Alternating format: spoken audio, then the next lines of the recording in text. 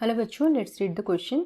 सो यहाँ में क्वेश्चन में पूछा गया डिफाइन बायो एसे। ओके, बायो एसे क्या है उसको डिफाइन करने के लिए हमें क्वेश्चन में पूछा गया है। तो चलिए देखते हैं यहाँ पे हमारा आंसर क्या आ जाएगा। So let's talk about bio essay. Okay, bio essay. So what is bio essay?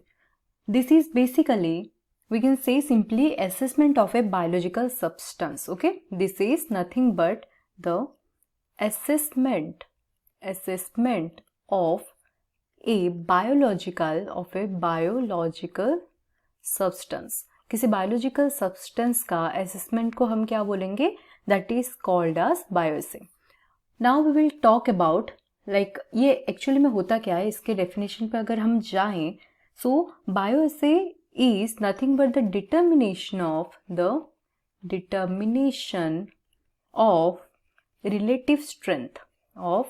relative strength. किसका relative strength को determine करा जाएगा?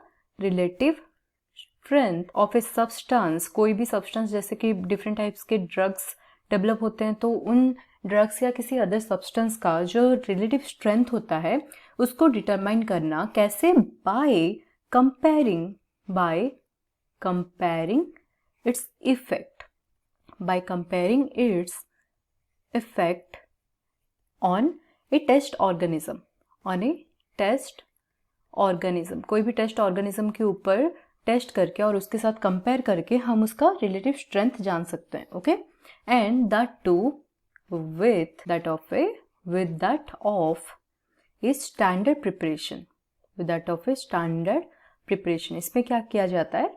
उस सब्सटेंस को स्टैंडर्ड प्रिपरेशन करा जाता है, स्टैंडर्ड प्रिपरेशन, राइट। अब हम बात करते हैं ये जो बायोएसे है इसका यूज क्या होता है।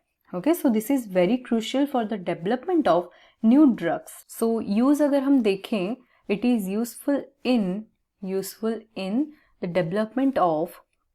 the development of new drugs.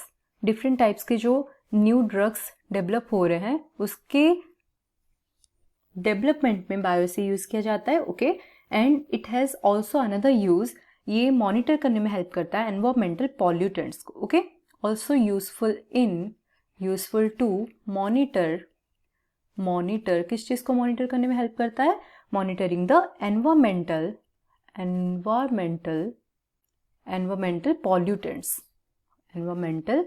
Pollutants को भी ये मेजर करने में हेल्प करता है। So this is all about bioassay. I hope you understood it well. Thank you.